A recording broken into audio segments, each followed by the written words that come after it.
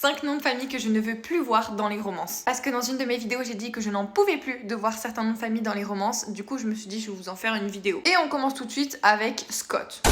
Sarah, encore une fois, je ne te vise pas personnellement. J'adore tes livres, ils sont juste ici. Mais Scott, dans Sarah, ça va. Pas dans Sarah, ça va pas. En fait, Scott, c'est un peu, je trouve, le prénom basique qu'on donne à un Américain. Et c'est un peu trop pas recherché. Genre, on peut faire mieux, on peut faire des efforts, on peut faire des recherches et trouver d'autres noms qui vont être plus sympas que Scott. En deuxième, on a Williams.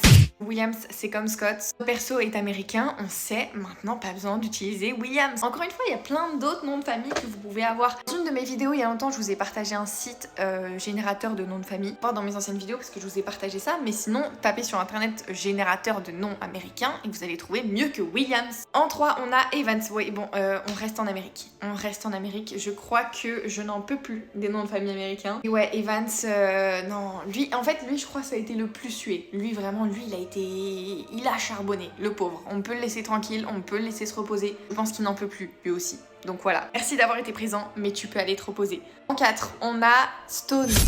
Alors pour l'anecdote, j'étais la première à vouloir mettre Stone pour nom de famille pour mon personnage principal parce que effectivement le nom allait bien avec, mais non, je l'ai lu juste après dans une romance, je me suis dit impossible, je vais mettre la même chose, donc du coup je me suis dit non, Stone, désolée mais non. Et enfin, on a Rossi. Et oui, parce qu'on prend l'accent aujourd'hui.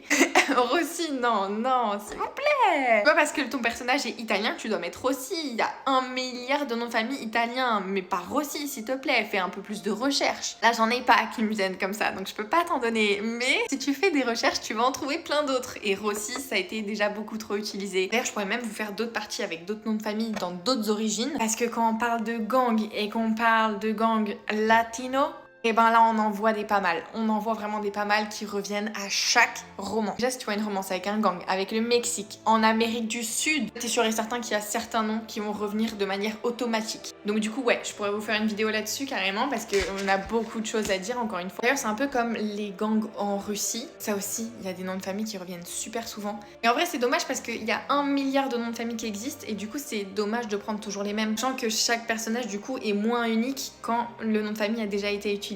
Donc voilà, essayons un petit peu d'innover pour faire kiffer nos lecteurs. Pour moi, parce que du coup, je suis aussi votre lectrice.